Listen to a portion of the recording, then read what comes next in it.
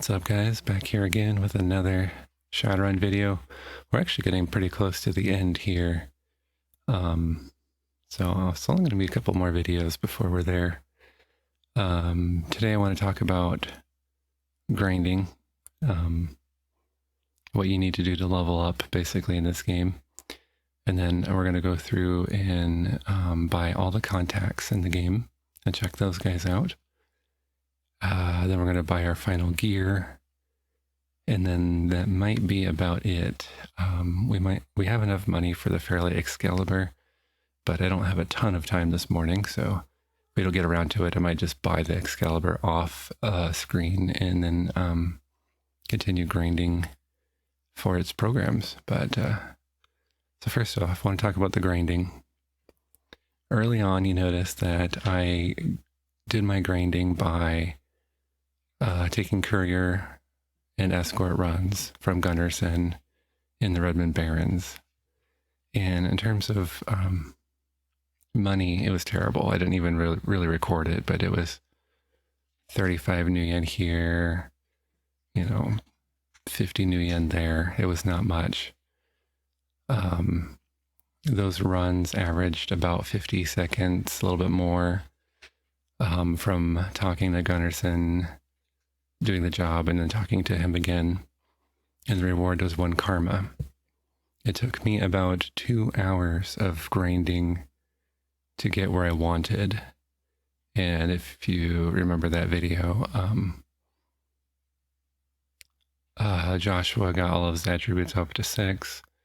And then firearms, reputation, negotiation were up to 5, which is a good, healthy start to the game. It was really tedious. One thing that did help was that I hired Rihanna and Walking Bear at the beginning of all that, so they were also benefiting from all that karma grinding. Now, past that point, one thing I did kind of skip is that you can do some ghoul runs to get some money. Unfortunately, the ghoul runs would have ended the run with Rihanna and Walking Bear, and they would have left me. That's why I skipped that one. But that's another way that you can get money in the early game. As soon as I had the invisibility spell and Rihanna's electronic skill up to 6, I was able to run the corporation runs. And I did take notes on all this sort of stuff. I did some math and some number crunching. So on average, a corporation run, and I was actually specifically doing Renraku, which are supposed to be the hardest ones. They took about 3 minutes, 22 seconds, and averaged 4,845 new yen each successful mission, which comes out to 1,455 new yen per minute. Much better than the earlier escort and courier runs. And then actually, they were averaging about 1.5 karma per minute as well. So definitely, as long as you succeeded more often than failed, they were worth it. So that was good for money. That's what allowed me to long-term hire Rihanna and Walking Bear. And it was good to continue karma grinding. So that worked for a while until I was able to get my first cyber deck upgrade. I did end up going for the Sega instead of the Fuji Cyber 5, which maybe gave me a little bit more of an advantage here.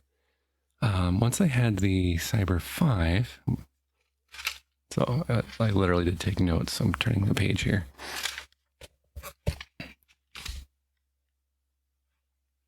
Yeah, so once I had the Fuji Cyber 5, I got a mission to raid the City Hall Matrix network, whatever.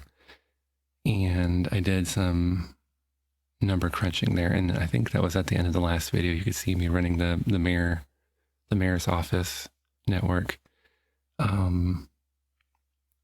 raiding the data store took an average of 1 minute 13 seconds and paid off about 5,367 new yen, which came out to an average of 4,399 new yen per minute.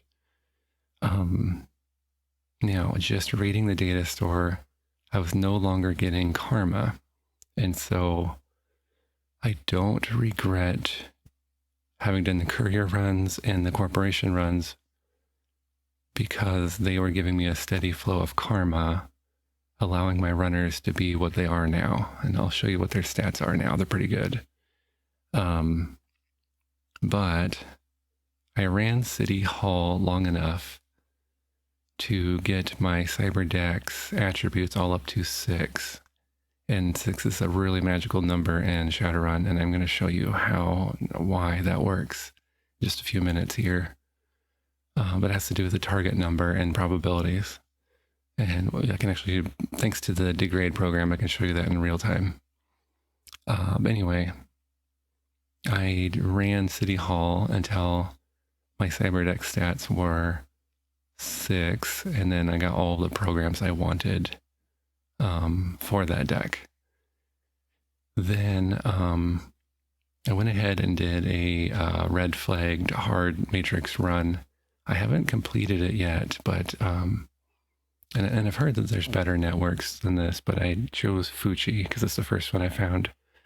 And I found a data store that I can raid with minimal effort-ish. And let's take a look at the numbers on this one. So this one, it takes me, and so City Hall was an orange data store, and the color of the data store determines how much money you're going to make off of it. And just again, it was 4,399 new yen per minute. So the red data store I found in Fuji was taking me an average of 1 minute 51 seconds, and it's going to get faster a little bit when I upgrade my deck after this video. So 1 minute 51, on average 12,647 new yen. I actually did over 10 runs and captured the data from over 10 runs. I know that's, as a statistician, if any of you guys are statisticians, you're gonna be like, 10 runs is not enough, but it gives me a snapshot. So 12,647 new yen on average from one run, 1 minute 51 seconds. That's an average of 6,836 new yen per minute. And it varies wildly thanks to RNG. My lowest run, I got 750 new yen only. And the highest run, I don't have it added up here, but I think it was over 20,000 new yen. Theoretically, if everything turned out perfectly, which it doesn't, you can make as much as 100,000 new yen after one run of a red data store. But highly unlikely. 1/3 of all data files are completely worthless. It's RNG. To some extent, at least. So anyway, once I was able to get it up to 6,836 new yen per minute, that made grinding for money super easy. I want you to keep in mind that I'm still making no karma off of this, so my stats, as soon as I started just money grinding from the Matrix, my stats have remained frozen. Anyway, let's load up the game, and I'll show you where that puts us. So first off, stats-wise, Josh was still 6 firearms, reputation 6, and I got his negotiation up to 10 because I was gearing up for, well, this is going to be the video where I buy all my equipment, so I wanted to get a good price on it. Walking Bear is up to sorcery 12, and she really doesn't have anything else to use her karma on at this point. So I actually don't know what to do with her karma yet. I haven't decided. Might just put firearms in case there's some weird outlying situation where she can't use magic and she has to use her gun or something. I don't know. No idea. And then looks like I can upgrade Rihanna's computer. She's up to 10 computer. 8 electronics was enough to do whatever I wanted in my corporation run, so I stopped upgrading it after 8.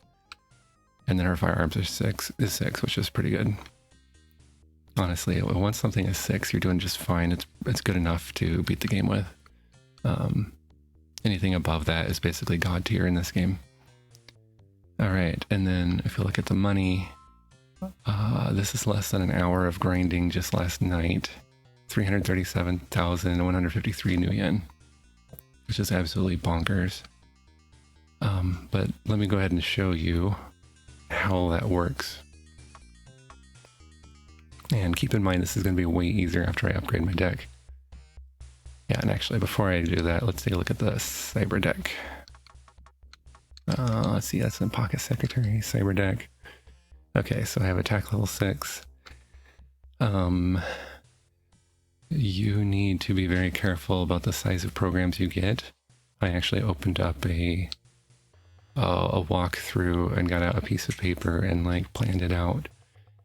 If you keep upgrading your programs too much, they take up too much memory and you can't load all of them at the same time. So what I decided was attack level 6 for now. After I get the Fairlight, I think I'll take it up to attack level 8. Right now I've got slow level 1. That's just to feed to tar pits. I think I showed you that, but we'll see. I'll show you that I did buy a contact off screen to buy degrade 3. We're going to upgrade it to degrade 6 for our final deck. Because degrade, I actually never realized this before. Degrade is broken powerful. When I played when I was younger, I thought degrade lowered the value of the files that you stole. For some reason, it doesn't. The value of the files that you steal from data stores is based entirely off of the color of the data store. So if you're in a red data store, you can degrade it to make it really easy to raid. And you'll see what I'm talking about in a minute. And then it's still worth just as much. Medic I started with, and it's pretty impossible for me to delete or get rid of. Sleaze. Right now it's level 5. Not sure how useful it's going to be in the long run. Deception level 6. Very useful. And then Analyze 2 is worthless right now. I think I'm going to get up to level 5. But I don't know how useful that'll ever be. And then Analyze and Sleaze are really chunky programs, so they will always be a lower level than Deception and Attack, and that just because they eat up more memory. Alright, storage. You want to have 300 available storage if you want to maximize your matrix runs. I don't, but it won't be a problem once we get the Fairlight Excalibur. And the reason for that is the largest data file can be that you steal is 60 MP. You can only hold up to 5 files. That's 300 MP. So I am kind of limited there. Let's see here, cyber info, deck stats. Okay, so you see my bot is 6, my evasion is 6, my masking is 6, my sensor is 6. Basically, that's as high as you need your stats to go.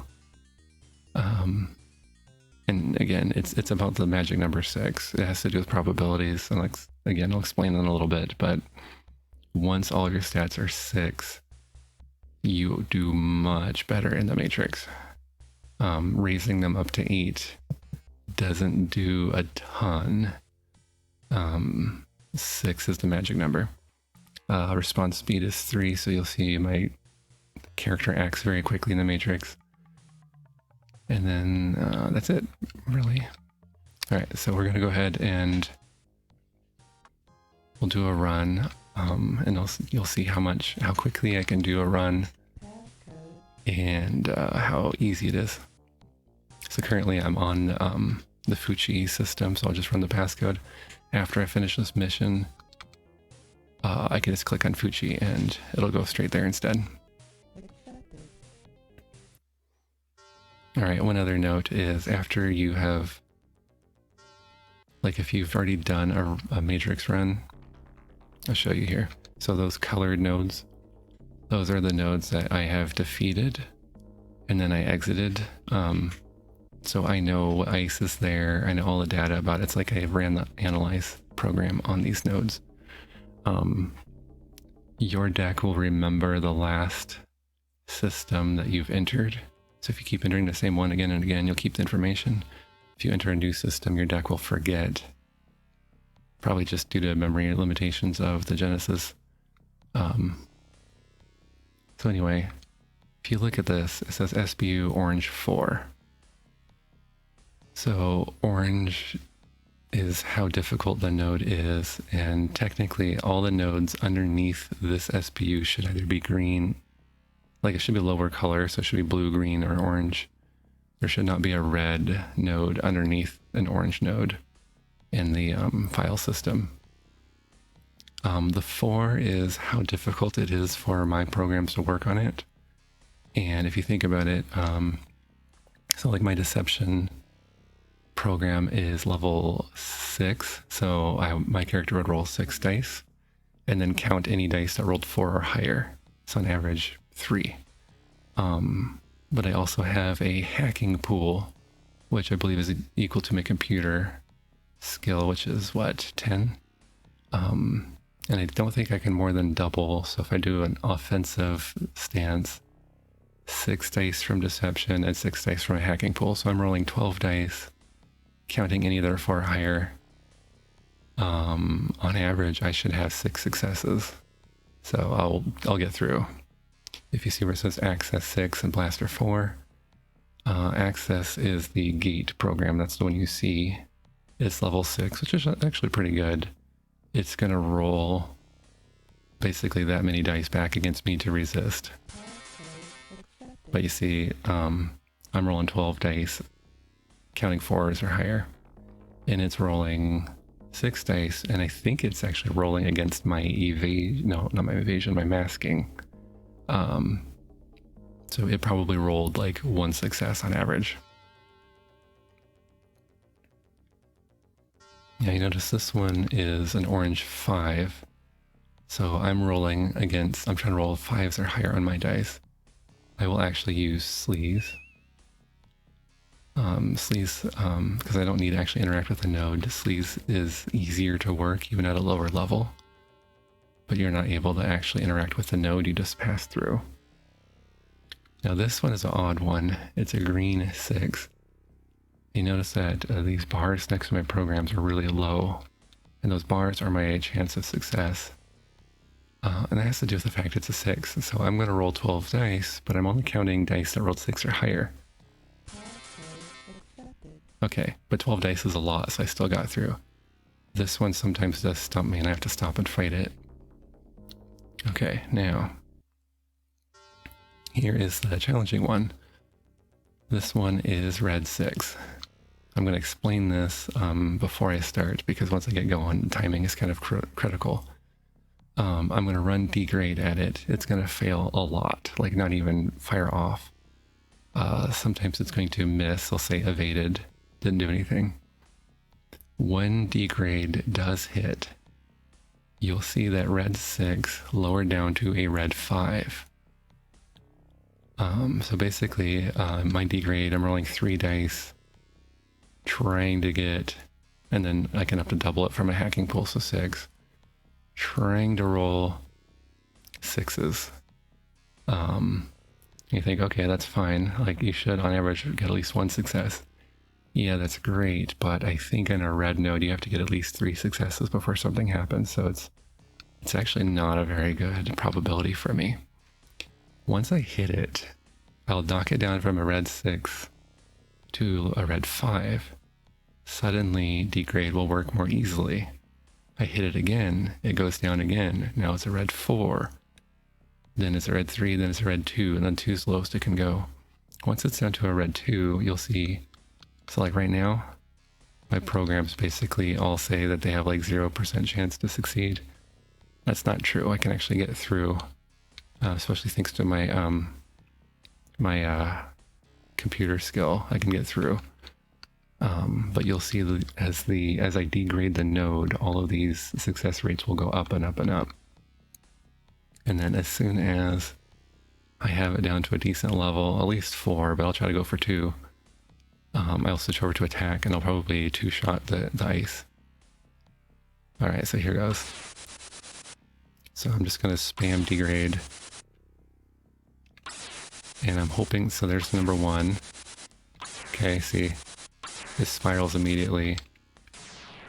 And then I can 2-shot it. Once I hit, I got it.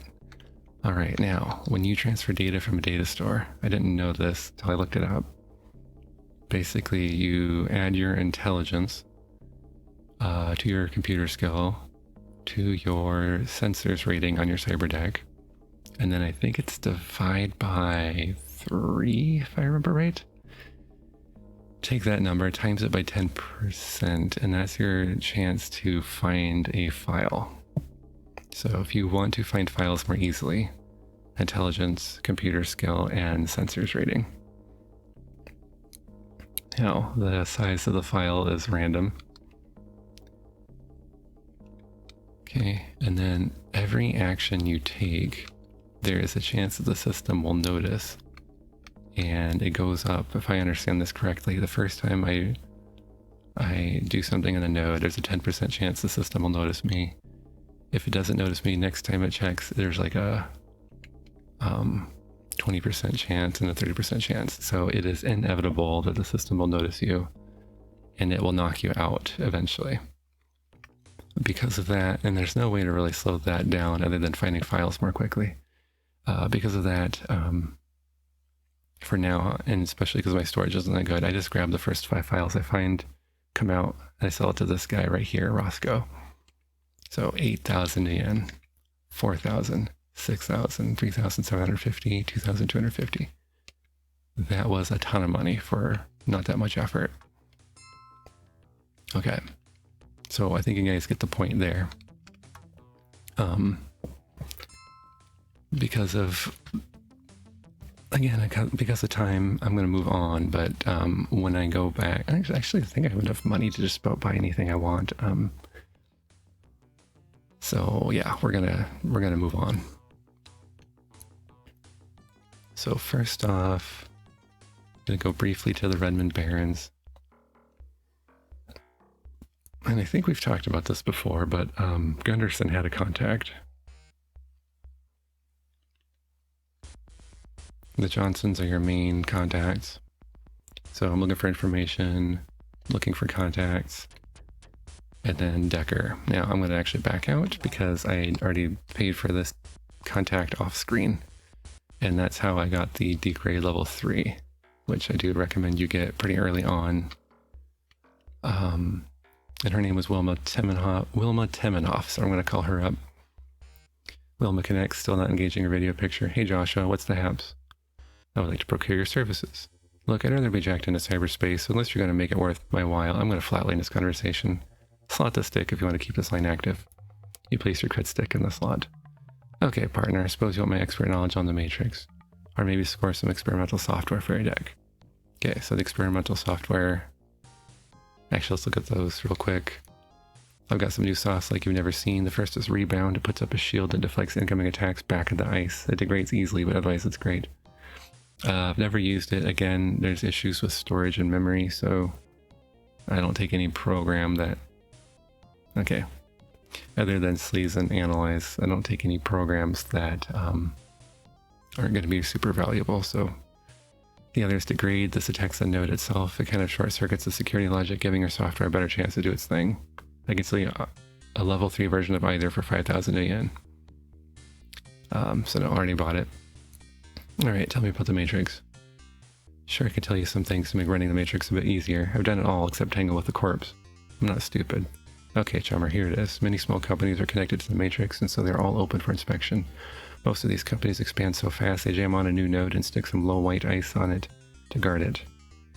In Shadowrun, the ice that doesn't actually fight you is called white ice.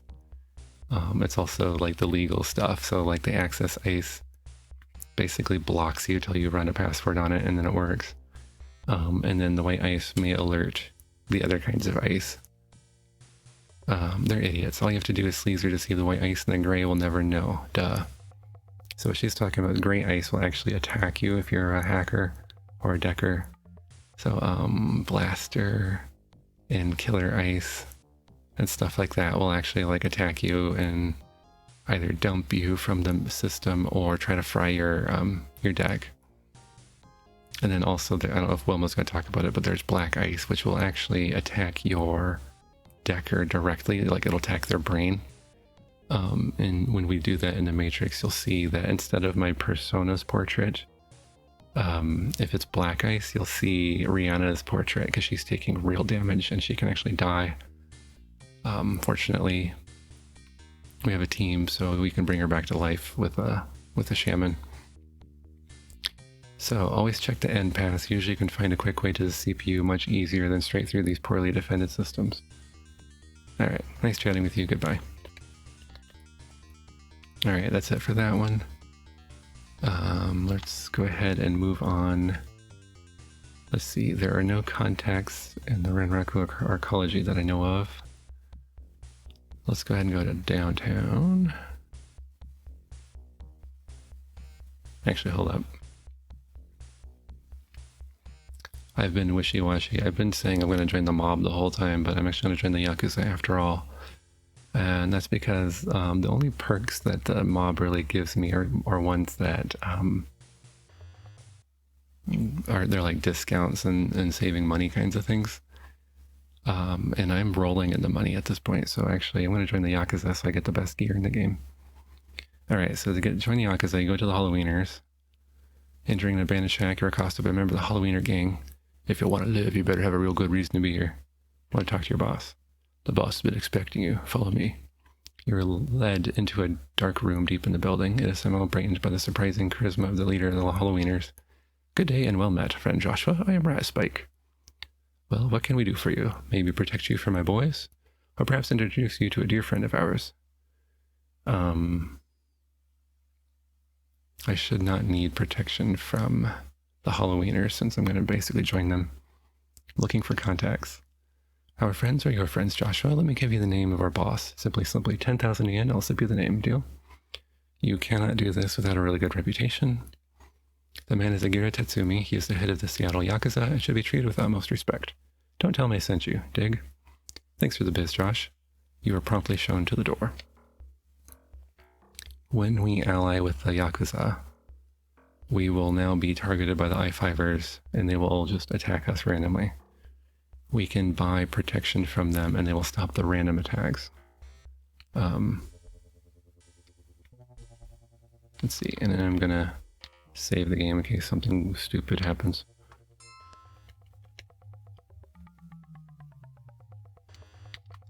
Okay, so vidphone, Agira, Tetsumi. The vidphone is blanked. I typo, identify. Identify your purpose. You identify yourself and ask to speak to Mr. Tetsumi. You are known to us, Joshua. You have unknowingly interfered and aided our operations on many occasions. Now you come to us as an ally. Do you wish to join our order and be bound as one of the Yakuza forever? Sure. So it is done. I will call Tetsumi-san and inform him of your decision. Alright, and then you actually want to call again. The vidphone display remains black as Agira Tetsumi's pleasant voice modulates through the speakers. Arigato, Joshua-san. For your devotion, I grant you these things. There's a place called Little Chiba in the Redmond Barrens. They are under our protection and will give you an extraordinary service at a discounted rate. I also have acquired a supply of military-issue combat armor. I spent a lot of time and money to get them, but I will sell you one for 30,000 yen. Lastly, I have many powerful mages in my employ. They have created an item that will increase the magical abilities of one who holds it. I will sell this power focus for 80,000 yen. Do you have anything to say? Let's see, the power focus is a bit more than I realized it was, so we'll come back to that one, but let's go ahead and buy that combat armor now. The item you've requested is on its way. May the Yakuza guide you, Joshua-san. Alright, so it's actually immediately into your inventory. Let's go ahead and buy that for our whole team. Actually makes the game really easy, which I'm fine with. I've been running around getting my butt kicked for a while.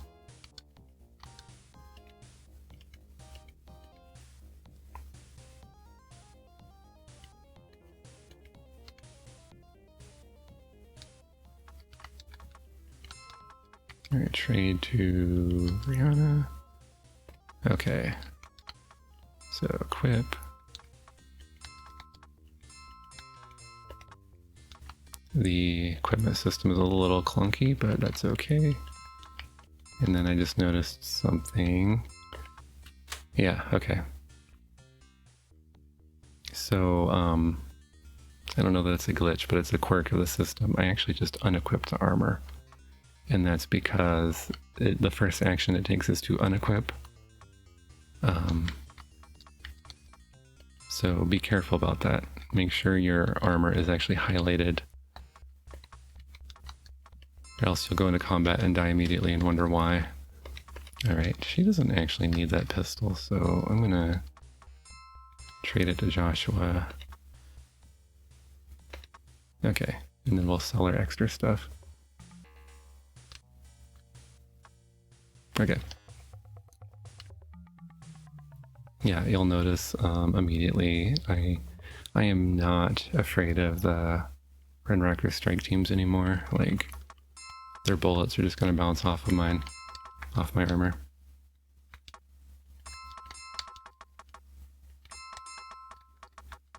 I am going to keep a first aid kit on Joshua and on Rihanna at all times.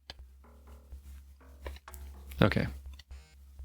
Let's go hunt down the rest of the contacts while we're at it.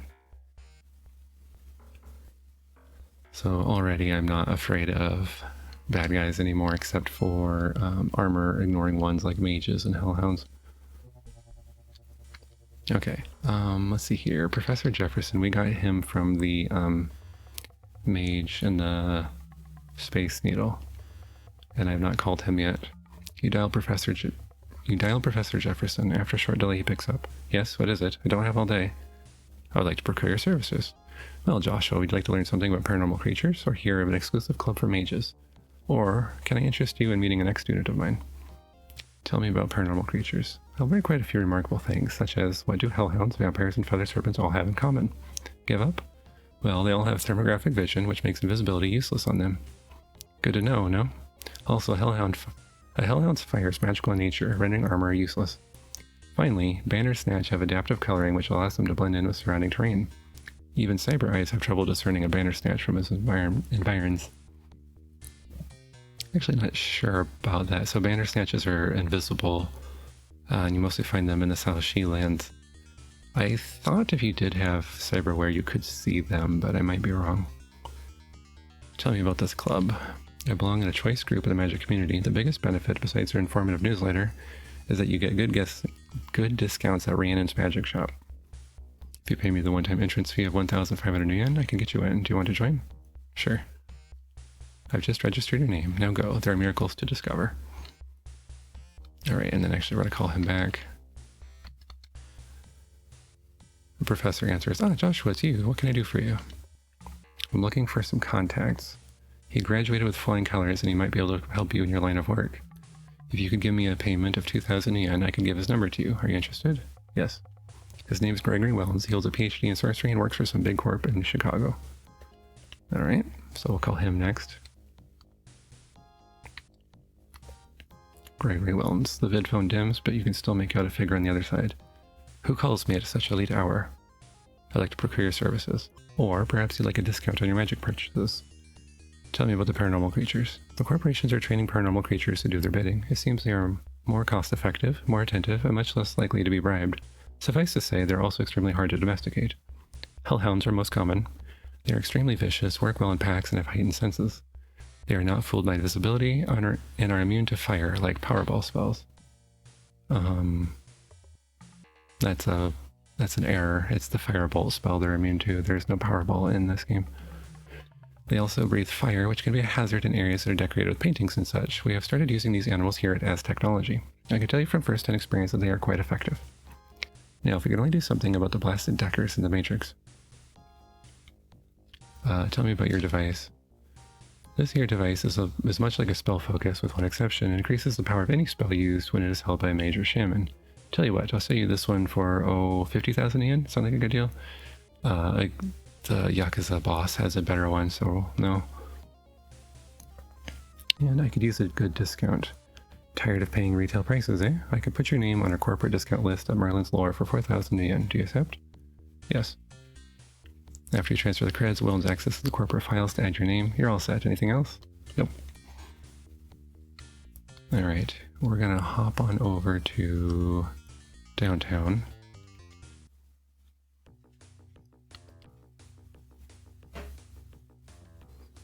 Some contacts are worth more than others, but I'm just gonna buy all of them so I don't have to worry about it. Ahead of you is a man lying on the street. He seems to be badly hurt. And I'm gonna walk away. Actually running really short on time, so I'm just trying to get through this real quick. Alright, so I go into Matchstick. And then Julius Struther. We're gonna buy his contact. By the way, in case I didn't make it clear enough, I do not see a reason to ever do work for this guy. He pays terribly, and it costs money to get in, so I pretty well always skip him. Looking for contacts that can connect you to an ex-mercenary who knows a lot about breaking into the Hollywood Correctional Facility. This guy's a real pro, so I wouldn't upset him if I were you. Treat him right and he might be able to supply you with some useful equipment if you catch my drift. You want his name? Easy money, drummer, I'll pay. Julius transfers your new into his account, then inputs the contact's name and number into your pocket secretary. His name is Captain Quentin James. Seen a little too much action he has, but worth the price. Alright, we'll give that guy a call.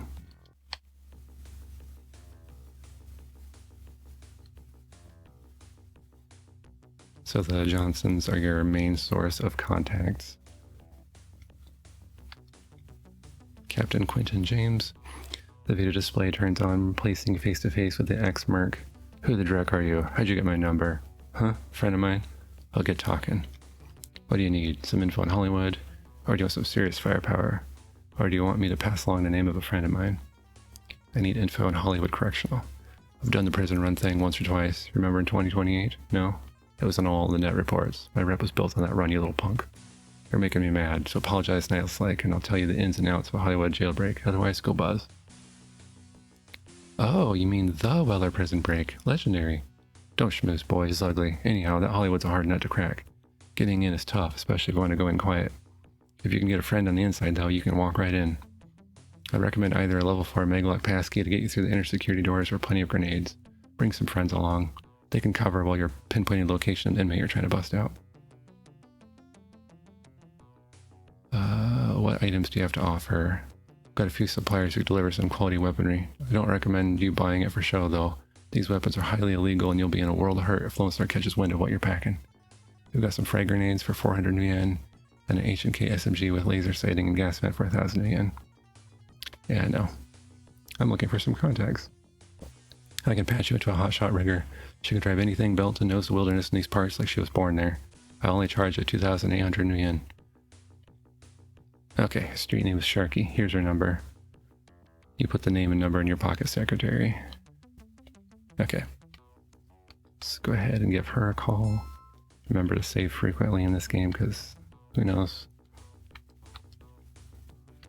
Alright, Sharky. A female voice modulates from the pretty face on the vid. Sharky here, you looking for a ride, handsome? You need to bypass the South Shi visa checkpoint, or maybe want me to drop you deep in the woods, like down by the Sensorage. I also have a stash you may be interested in. Okay, so you have to get a visa to go to South Shi. If you have a police record, you can't go. She can get you by that. And then Sensorage is the, basically where the elves are. We have no business there yet, but later in the story we will. We'll actually have to go there about 2 or 3 times, so she'll basically teleport us there for a cost, and it's worth it because it's a long, boring walk to get there. And a little bit dangerous too. What equipment do you have?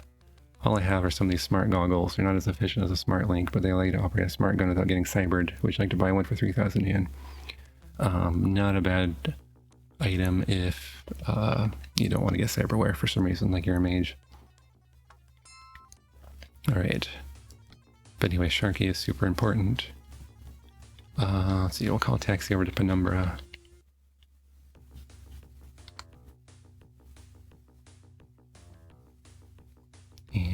let's see, we need to find the big rhino. I've not given you a tour of the Penumbra district yet, and I still need to at some point.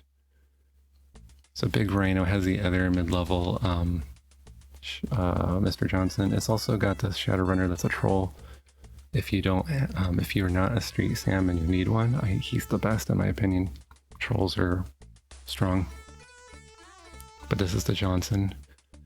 You move into the booth. Bodyguards search for hidden weapons on your body. When they are satisfied, a voice speaks from the shadows. Well, what have we here? Shadowrunner looking for work? I'm Mortimer Reed, and if you serve me well, we can both make a lot of new yen. Looking for some information. I hate to give anything away, so I'm loath to discuss any information with you for free. But as it is, it's the custom to do so. I'll part with it begrudgingly. However, I do know a valuable contact whom I believe you could benefit from. I can impart you with the name for 1,500 new yen. Yeah, let's see here. Let's do questions first. If we could get on with this unprofitable business of free information. I'm a busy man. Tell me about a Johnson named Julius Struther.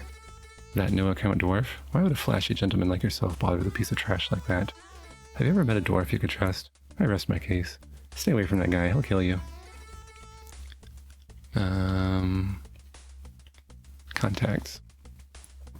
I can get you in touch with a corporate acquaintance of mine. He's been around and knows things that would be useful if you're going to run on a corporation.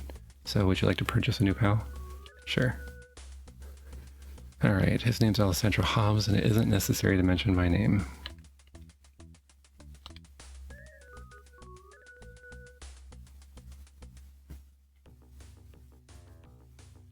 Alright, we'll give Hobbs a call.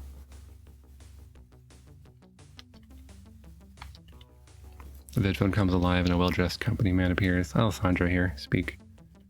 I suppose you want some information on corporate procedures. Or would you like to acquire a Meglock passkey? Or would you want to meet a Seattle City official? I want some corporate information. Corps have two basic principles of security. The first is patrols. Human patrols are the most common, but some corps use mages, metahumans, and possibly paranormal creatures. What is the second type of security? Technological. They primarily use Meglock systems and security doors to restrict access. These doors have a variety of ratings from 1 to 5. Some corp doors can be opened with a Meglock passkey level 2, most with level 3. Alright, so the passkey is not really necessary because we've got Rihanna's electronics up pretty high. I believe you'd be interested in a meeting. I happen to be on the same wavelength as a fellow public servant of your fair city. For a token gift of 8,000 yen, I could give you his name and number. Interested? I think this is actually the most worthless contact, but we'll go ahead and get him anyway. His name is Sergeant Mackelman, a security guard in Hollywood Correctional. I'm sure he can reveal many interesting tidbits about avoiding security. Alright, so that guy's mostly useful for Meglock passkeys if you don't have electronic skill. But by the time you can afford him, you probably have a good electronic skill. Alright, let's call that guy. What was his name? Sergeant Mackelman. A large troll answers, looking nervously around as if expecting something bad to happen. This is a Sarge. I'm in a hurry, so talk fast. Okay, let's get this over with. If I'm found out, it could be big trouble for me. I could tell you about some stuff about corporate security, or maybe something about how the stuff works.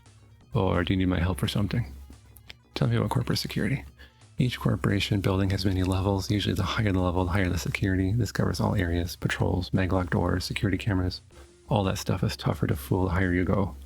Each corp sets up a few patrols to walk back and forth in open areas like entryways and hallways. If you want to avoid a patrol, avoid walking in these areas for too long.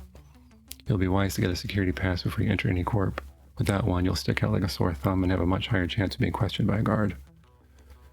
What about tips to avoid detection? To avoid security guards, use invisibility. This only works on humans though, because trolls like me can see heat. Invisibility doesn't hide that. Security cameras are not fooled by invisibility either, so don't try it. Detection by a camera depends on the person looking at it. It's much easier to sneak by a camera alone than with 2 other people following you. That's not true. Only the active character counts. On simple missions, go alone. The fastest way to disable security is to have a decker break into the system and crash it. All the cameras and Meglocks will go down.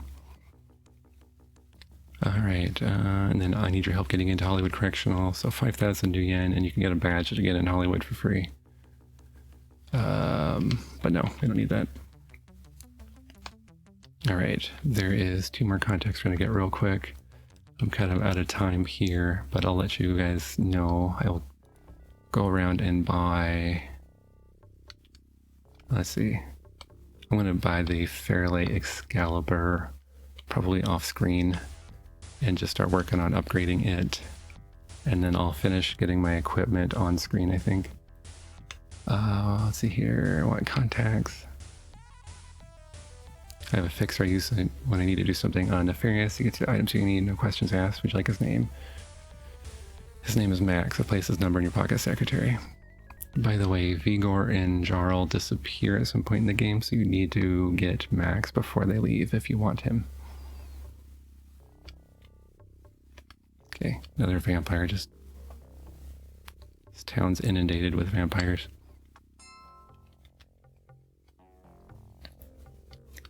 Alright, and then this guy is who? Max. The connection engages, and there's a pale man peering at you from the other end. State your business quickly, friend. Well, the only service I offer is to forge corporate security badges. Perhaps you'd be interested in some of my hardware. So badges, 6,000 yen. Supposedly they last more than one run, but it's not really clear. And then I never use them because I have invisibility. What items do you have to offer? Well, I've got 2 SMG beauties. One is the HK 227. There's AK-97. And then he's got level 4 and level 5 Maglock passkeys. I don't really need any of those. The last... Oops. I don't know how I just walked into that building. I was trying to walk to the left. Last contact, and then I'm going to have to get out of here, is to go to the Orc Gang. Talk to your boss. Looking for contacts. 5,000 new yen. His name's Henry J. Culver. He's our boy in the mayor's office. We have him on our payroll, so I'll talk to you. Oh, and don't forget to grease his palm or the little worm won't do you no good. He's actually one of the most useful contacts in the game.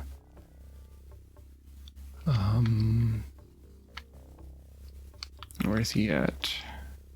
Henry J. Culver. Alright, the vid phone connects to a vulgar little man. He notices your orc armband immediately. Henry J. Culver at your assistance. Let's do this quickly. I don't want to be seen talking to you. I suppose you have some trouble with Lone Star. Or do you need my help entering Hollywood Correctional? Or perhaps you need a weapon permit.